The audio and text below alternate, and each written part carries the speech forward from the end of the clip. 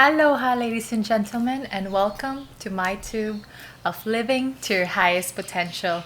I am Aubrey Apple, and I'm here to talk about living to your highest potential in general. I was the kind of girl who was raised to go to school, work hard, follow all the rules and regulation, and work 8 to 5, get some savings in your bank account, and get pensions 401k, all of that. I was bound to do all of those things, and then something inside me wasn't right. It was just this fire that just keeps trying to ignite, and I keep repressing it because I was told to be one thing and not the other thing. So in my family, in my culture in the Philippines, we were mostly trained to be nurses or going to school for safe jobs like physical therapists, accountants, doctors, lawyers, specifically with a title like lawyers and doctors. That is like the main goal if you can. Now, my families are surrounded with lawyers and doctors, and if they're not doctors or lawyers, they are either accountants or nurses or cops. Everything's safe. There, we even have a school teacher, an elementary school teacher, my grandmother, and they have a job and they don't lose that job. No one gets fired in that job, no one gets laid off in that job, and that is the kind of job we go for. And when I was going to school for nursing, I was good. I was a good student. I was getting A. I never had a problem. But there's just not how do you say it? There's that feeling where you're not supposed to be there. I have that feeling, and I keep ignoring and ignoring it, and I wasn't doing good. Didn't really do drugs, but I did like party a lot, and I didn't really drink, but I did date a lot. I was always covering this feeling. And when I was about to graduate nursing, I didn't take the last two classes for nursing program, and I just graduated with an associate's degree in science because I didn't take the two last classes for nursing. And then I was like, I'm not gonna be a nurse. I just knew it. I just knew that I do not want to be a nurse. I wasn't trying to fight what my parents, specifically my dad, who was always telling me to be a nurse. Now, I had to take accounting because that was the second choice my father told me to take. I did graduate accounting with a bachelor's degree in accounting from a really good school, quite expensive, but a really good school in Chicago called Loyola University.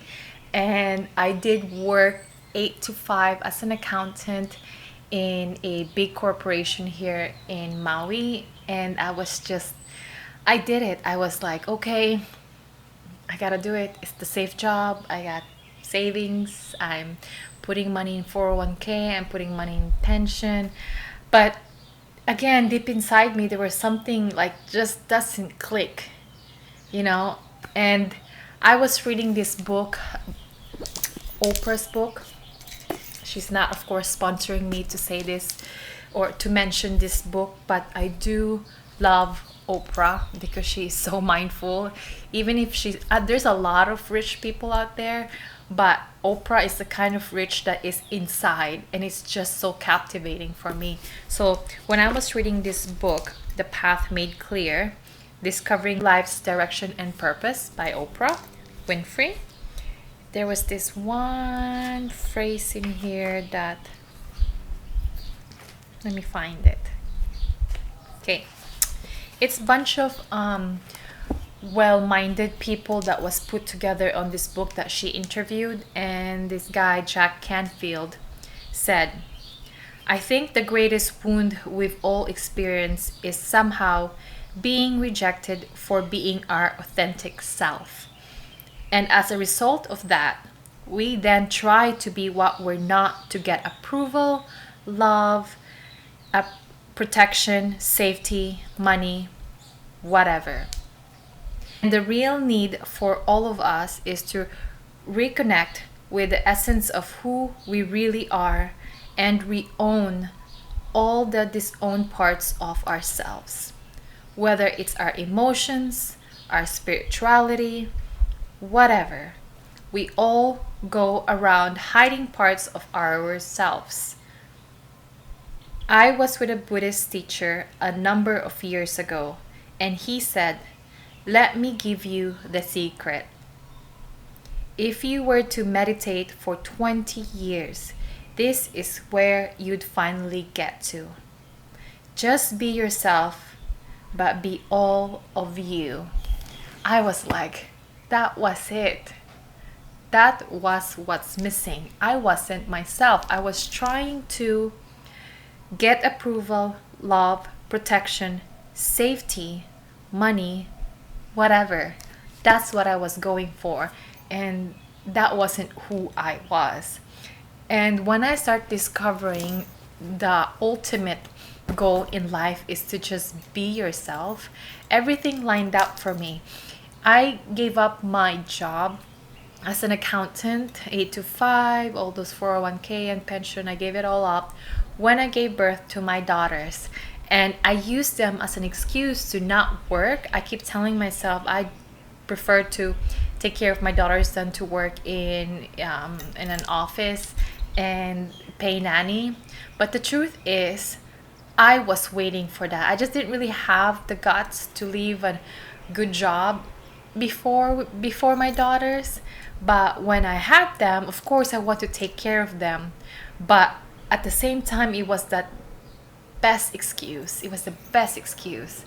And when I left corporate and started to stay at home mom, I was just, I wasn't even quite praying, or I wasn't really quite planning anything in the future. I just knew that when the girls are, I just knew that when the girls could go to school, that I could find somehow a way to go back to work. But I didn't really realize the grander plan for me.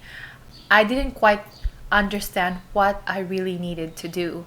And I do believe now that everything in life happens for you, not against you. One day I was breastfeeding my daughters, and my favorite earrings from Sans People, a really fancy and a little bit expensive store here in Maui. I'm not sure if Sans People is a corporate place, but there is this store in Maui called Sans People, and they sell a lot of jewelries that is mostly genuine seashells and pearls and whatnot. And the earrings cost me almost like $60. It was like a small earring. And one of my daughters, when I was breastfeeding, broke that earring. And I went back to the store to see if I could replace it. And so I was thinking, oh my gosh, $60 for a jewelry, 60 to 100. I should just save that money for a diaper, right? It's such a mom thing. I no longer want to buy an earring because my daughters probably would need a diaper, right? It was such a logical decision not to buy the earrings for diapers for my daughters. And when I got home, I just put the earrings aside, put it on my plain side where I could see it. I did not want to throw it. Normally, if you can't wear the earrings, you just throw it, right? So I did not want to throw it. It's so pretty. I just can't throw it. I'm just kind of hoping for something. I don't know what. Now, when my daughters were napping, and they napped a lot, and I've figured out their schedule where I could put them to sleep and I have 2 hours or whatnot. And one time I put them to sleep and I saw the earring on the bathroom again, and I'm just like, let me try to fix it. So I went online on Amazon and bought some jewelry supplies, like a small tool, whatnot, even went to Walmart for little wires, and I tried to fix it. I did not fix it properly, but when they were napping, I just keep making random jewelries because I said, okay, if I can't afford jewelries anymore, might as well make my own. Now the first few tries was ew. I did not like it. And I just keep doing and doing and doing and doing it. And after 1 year, I just kind of like, I had so much jewelries. I was just like, what am I gonna do with all these jewelries? So I think a friend of mine mentioned Etsy. I did not know Etsy back then. And she was so cool, and she was just like, let me be your first customer, let me give you your review and whatnot. So she bought one of my earrings. Granted, it wasn't the best earring back then, but then she bought it. She supported me, but she couldn't leave a review because she was just a guest. But anyhow, it was like my first kind of like gatherings of like jewelry at Etsy. And last year actually was my second year. The first year I was kind of still like a mom and not really like paying attention to all my jewelries. Last year I was just like, all right, I could do this. I could just make more jewelries and practice and practice. And last year my business kind of went up. It wasn't like the other YouTubers out there who stated that they earn about 30 grand a month for their products at Etsy. I'm more like 3 grand to 4 grand, and around Christmas, 5 grand a month. And I'm okay with that because I'm also like busy with other things like surfing, mothering, and working actually part time as an accountant. And I just wanted to quickly mention that because of the fact that I just kind of did not, I just want to quickly mention that it worked out for me. Like, I love making jewelries. It's because it reminded me that I could fix anything really, and also the fact that I could stay home and do what I needed to do. Now, this morning when I drop off my daughters to school, I have a choice of working as an accountant or working as a jeweler. Now, I chose to surf.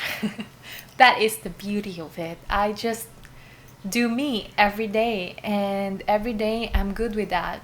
It's not like my jewelry business is like skyrocketing where I could just buy Louis Vuitton or whatnot, but I don't care for Louis Vuitton. I never have. I have two, and I sold one, and I kept one, I don't know, 'cause just to have it, but never really cared for it. I went on that phase where I cared about those stuff, but I no longer do. And because of the fact that I know what I really, really want to do every day with my life, I get it. I get what to do, what I really wanted to do with my life. And that is my definition of success, when you get to do what you want to do every single day of your life. I hope you get to, what is that line again? I want to get it right, so let me read it again. Let me give you the secret. If you were to meditate for 20 years, this is where you'd finally get to. Just be yourself, but be all of you. I hope that you are all of you every day, and listen to that little chaos that is going on with your life, whether it be your kids breaking something and you have the knack to fix it, or whether it be a hunch, are very important. Listen to those, follow it, and I hope this video helps you as much as it helped me. Aloha.